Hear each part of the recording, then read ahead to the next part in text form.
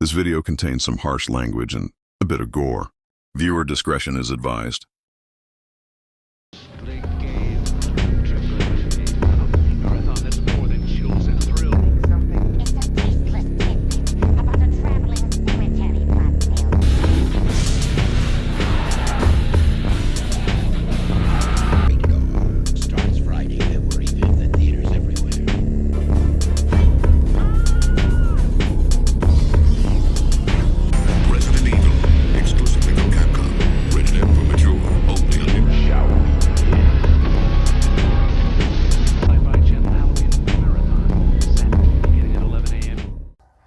Good afternoon, everyone.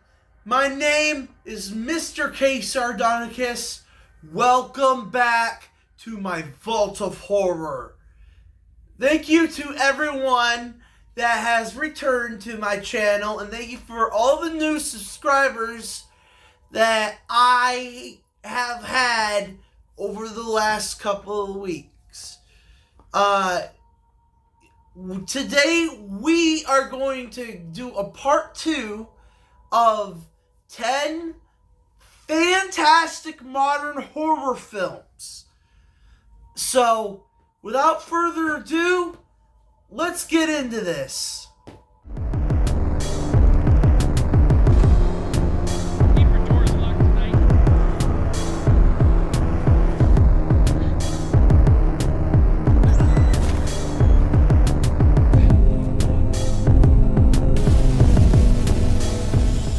Okay, so before we get started on this list, please like, comment, subscribe, and tell me what your favorite modern horror movies are. And maybe, just maybe, they'll be in a part 3 or part 4, maybe even a part 5, because there are a lot of great modern horror movies out there, you know, and I cover like all kinds of different types of horror movies, from foreign, indie, not just Hollywood shit. So, there's gonna be plenty for us to talk about. So now, without further ado, let's get into this right now.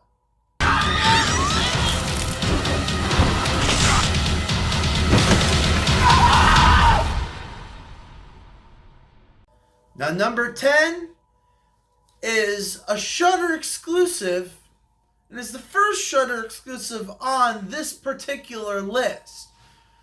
And it's, despite it being kinda generic, it's actually a solid film and is a lot better than a lot of like big budget Hollywood exorcism films.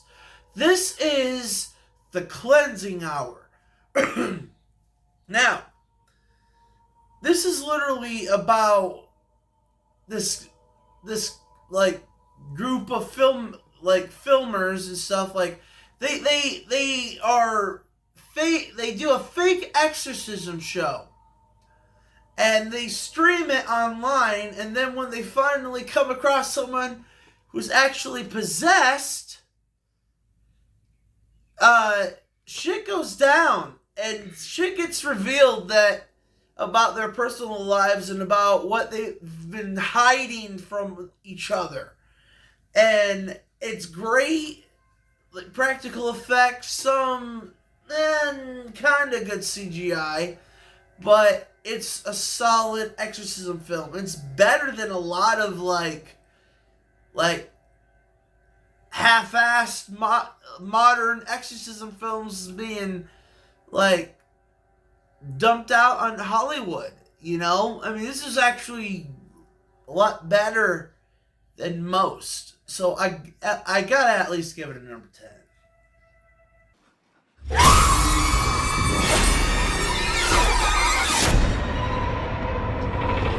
Now, number 9 is a new favorite modern slasher of mine, and it's from one of the best modern masters of horror out there, Eli Roth.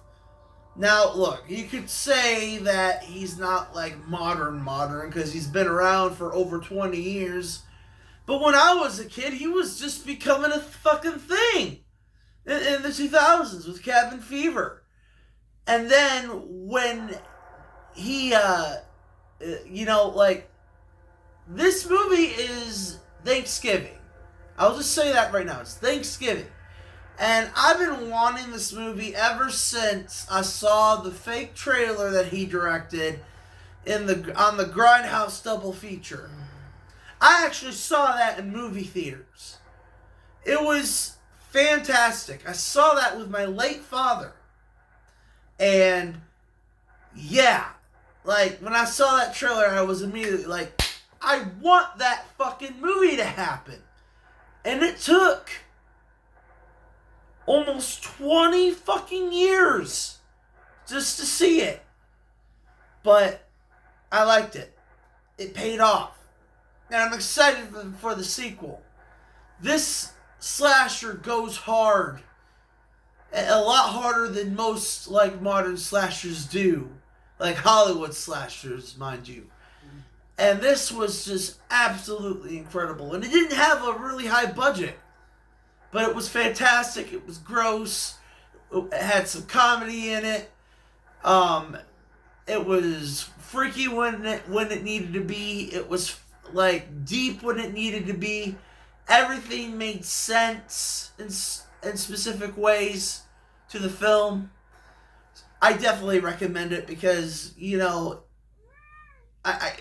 definitely one of those new modern slasher gems.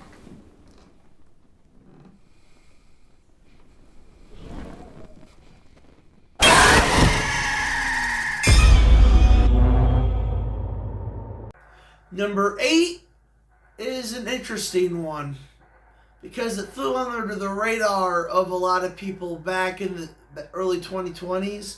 I think it was 2022 or 3 when this came out. But, good girl.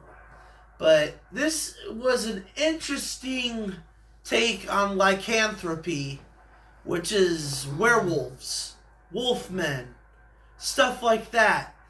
And this is The Cursed. I'm telling you, I was shocked by how good this was. Especially because it came out during the beginning of the year that usually is when the bad movies come out. A lot of the bad horror movies are prone to come out during the early parts of the year. January, February, March, and possibly April. So, when this came out, and I believe it came out in March or February, I believe. But I was shocked by how impressive it was, how creepy it was, how different it was. Seriously, this is one of the most unique takes on the werewolf that there is. I'm telling you, and it has a lot of creepy atmosphere and folklore going on behind it, where there's so much more to fear than just the lycanthropy shit. There's crazy shit going on. This entire fucking village is just cursed with evil. And the fucking lycanthropy shit is just the tip of the fucking iceberg. So yes, I definitely recommend The Cursed. It is literally just, it flew over the radar of everybody. And hardly anybody saw it, but the critics loved it. And it's had a cult following over the last couple of years. At least it's gotten recognized. But, we're not going to ever see a sequel. Okay? And here's the thing. I don't think there really needs to be one. Not every single horror movie needs a sequel. And The Curse is a perfect example of a one-and-done story that is effective through and through without having to add a part 2 or have a franchise or anything. This film nailed it. And that's why it's definitely number 8 here. Back off! If you don't wake up, you're gonna die. Number 7 is the only Stephen King movie in this list. And it's a Netflix exclusive. Oh man, there are some really good Netflix Stephen King adaptations. I know that, like, several videos back when I was talking about my favorite Stephen King short story adaptations, I will share a little photo down below of that and share a link of it so you can check. But I mentioned 1922 from his book Full Dark No Stars. And the thing is that Netflix did another Stephen King story, but it's not a short story. It was a full fucking book. And Mike Flanagan, who was a modern master of horror, I keep on saying that because it's true. There are a lot of modern master of horrors, and they actually deserve that right to be called that. And Mike Flanagan is, for sure. This is Gerald's Game. This movie was originally, years ago, could have never fucking existed. Because people said this book was quite possibly the hardest book for anybody to fucking adapt in Stephen King's literature career. Like, seriously, the book itself was so deep, disturbing, experimental. It was different than anything Stephen King had wrote at that time. And I'm telling you, Mike Flanagan fucking nailed this shit. Gerald's Game is literally one of the best Stephen King adaptations I've ever fucking seen in my life. The fact that it's on Netflix actually makes me want to fucking, like, get my subscription back and watch it again. Because it is an incredible film, and I remember every bit of it, and I love it. It's so good. All the cast members did an incredible job. The Moonlight Man was terrifying. But when our main character ends up persevering and dealing with her trauma, and don't forget that scene. That scene is absolutely, it's chilling. It's squirm inducing. You know what I'm talking about. So yeah, Gerald's Game, it's gotta be one of the best modern horror films of, like, the last decade or so. There's no use running. Your story is just beginning.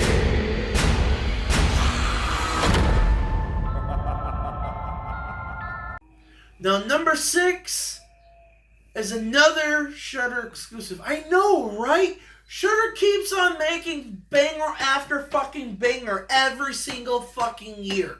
Okay? And this is a horror anthology that it's funny, it's gross, it's clever, it's freaky, and it has so many great twists. This is The Mortuary Collection, starring Clancy Brown as the Mortician. Now, I don't want to get too deep into this movie's plot, because it would be spoiling everything. The wraparound story is great. Every single story, is absolutely fantastic, with a different amount of, like, horror, comedy, and grotesque body horror.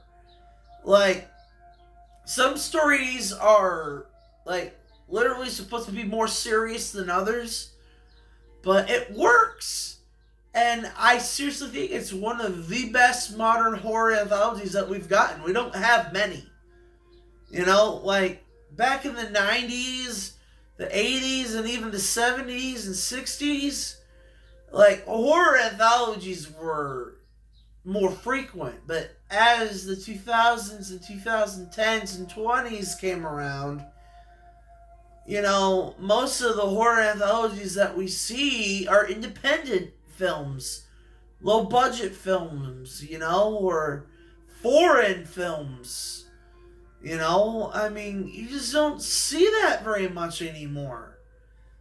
But, you know, Shudder definitely delivered the goods with this one. And there will be a couple of other horror anthologies that Screambox and Shudder have released that you will know about very soon. I do intend on doing a horror anthology list eventually, so stay tuned because there are going to be some good ones in there. But yeah, like the Mortuary Collection is absolutely amazing, and I think it deserves to be mentioned on this list.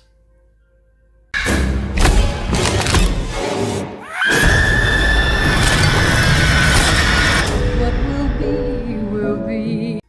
Number 5 is a fantastic horror sequel.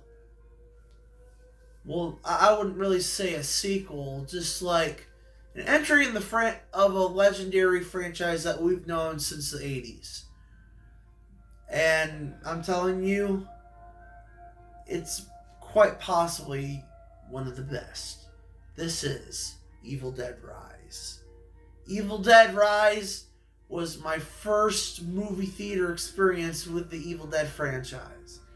And I'm glad I got to see it because it is definitely up there with, you know, Evil Dead 2, Army of Darkness. Like, look, here's the thing.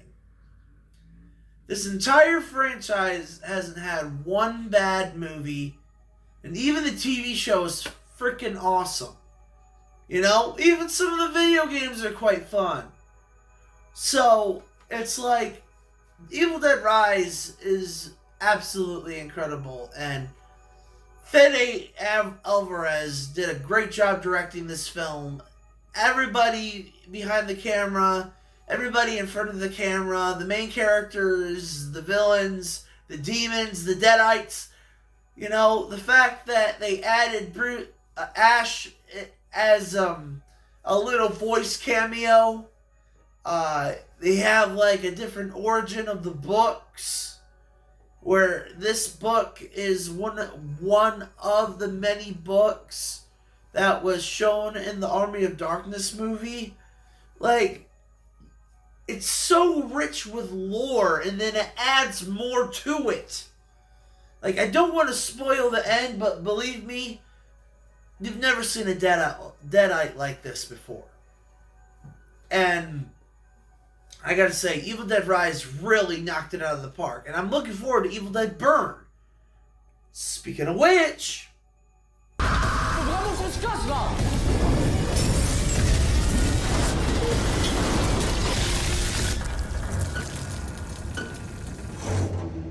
Okay, so I know I left you on a cliffhanger with that part.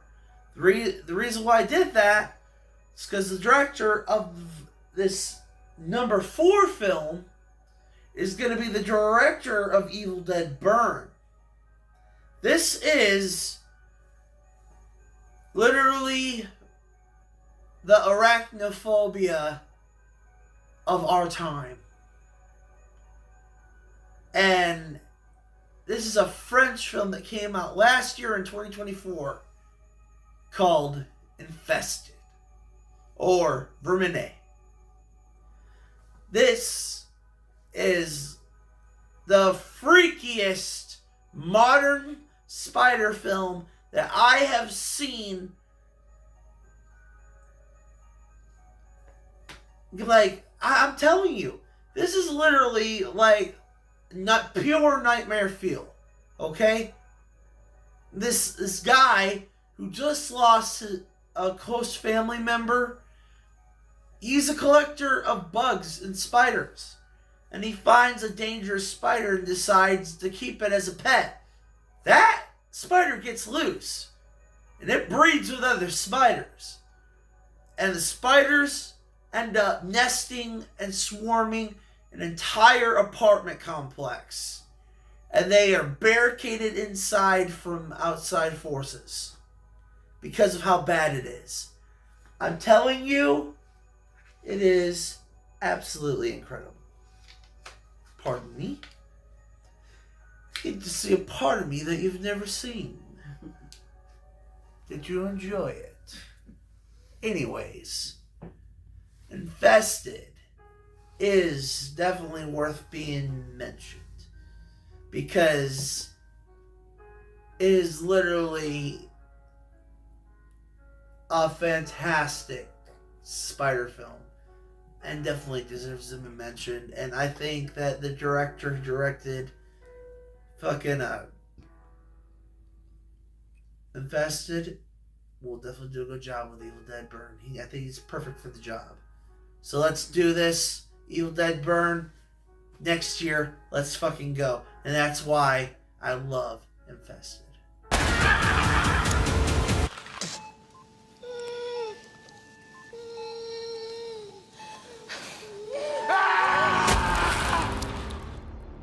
Number 3 is another film from last year, 2024.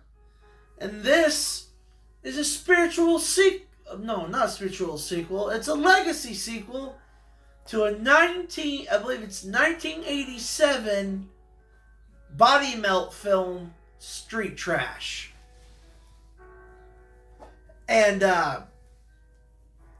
this is Street Trash 2024. This is literally one of the best sequels that we have seen in modern days. And I'm serious when I say that, you know, like when people get this mixed up with a remake, it kind of irritates me because if you look and do your research and you see what the director of this new one has said, you will know that it's not a remake. It's a sequel. And I'm happy that it wasn't a remake and that it's a sequel. And it's a damn good sequel. It was literally one of my best of last year. I'm telling you, Street Trash 2024, you know, while not being like a masterpiece or anything, neither was the original. And that's, you know, that's why I think it's okay. I think that this new one is literally the best we possibly could have gotten. And I seriously think that that's a good thing because it's such a great film. Plenty of body horror, outrageous characters, actual likable characters other than the original film. So I'm totally down for it. And when I watched it, I was blown away. I loved it. And I'm glad that I got to see a modern, sequel of this film. Can we please get the Mutilator 2 already? The director, I forget his name, but dude, come on now. If you see this, come on now. We've been waiting. It was supposed to come out last year. And even this, it was teased this year. Come on now. If Street Trash can do it.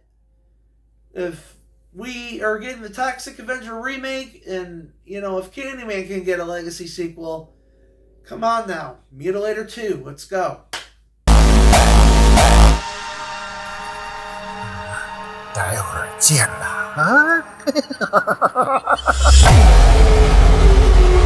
At number 2 is a zombie film that is quite possibly the most unique take on a zombie in a while. But the thing is that it's kind of based on a comic book that already exists loosely, called Crossed. This is the film The Sadness. This Taiwanese zombie horror film is over the borderline just sick and twisted and disturbing. And I'm telling you, it is literally one of my all-time favorite zombie horror films now, because it is gripping. The main characters, you want them to survive. You want them to survive. All of these people, these infected people, that all they can do is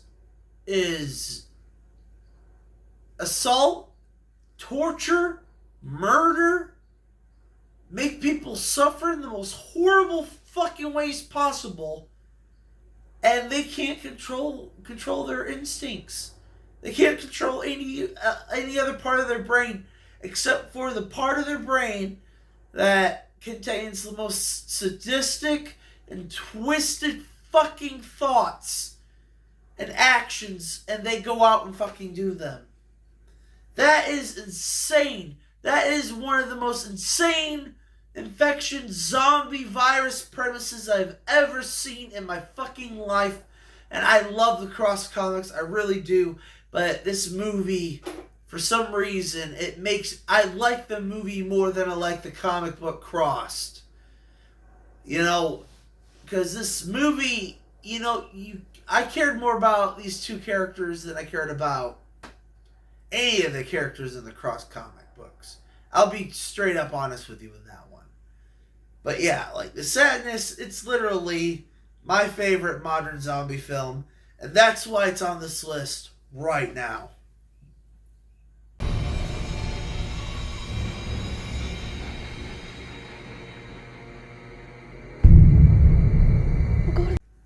Now, number one is a film that I have close to my heart because I got to see this with my mom at a film festival back in 2015 when it came out. This is an interesting bug body horror film, and it feels like The Fly in many ways, David Cronenberg's version, but it's completely fucking different and has more of a female perspective of this body horror film. This is Bite. This young woman who goes on vacation with her friends, almost like a bachelor party. She gets bitten by a bug in the water. And then throughout the film, she's changing. She's literally becoming a mother to thousands upon thousands of fucking bugs, and is changing physically, but then her apartment ends up turning into an entire fucking nest, and she's going through emotional problems and relationship problems while changing into this monster. And I love this film so much because it's the only film I've seen where there were people that actually barfed next to us in a barf bag. I don't have the barf bag that I had back then, but I wish I did. Believe me, it wasn't full. Neither my mom nor our bags were empty. It was like a collector's item for us. Nothing more. But there were people that barfed next to us. There were people that left. Yeah. This is a grotesque body horror modern masterpiece, and I will die on that fucking hill. And that is it, everyone. Thanks for everyone coming back, and thanks to all the new people that are being introduced now. Please like, comment, subscribe. Check out all my other videos. I mean, there's tons of them. And there is a little change in plan with the convention thing. I will be still going to the Oklahoma City HorrorCon, which I'll have a picture of it right here. But the Mac Attack McAllister Comic Con I cannot go to because I need to save money for this horror convention, and I'm having to spend money on a really important dental bill. I just recently got another tooth removed, for fuck's sake. But I will definitely be keeping you guys updated on everything. I'm thinking about doing videos every other week, so I have time to do everything that I need to do. And it will be on Saturdays. Saturday, around 10 p.m., I'll be releasing my videos. It'll give me time to do everything that I need to do. This summer is going to be fucking nuts. Even if I'm not going to 2 conventions and I'm going to 1, there's a lot going on. So, just be prepared, because there's going to be a lot of stuff coming your way, and it'll be on my TikTok, it'll be on my Instagram, and it'll be on Facebook and Threads. You know, be sure to follow me on there too, and you know, just thank you guys so much for everything. You know, if it wasn't for you guys, I would not be here. So, you know, until next time, guys, see you then.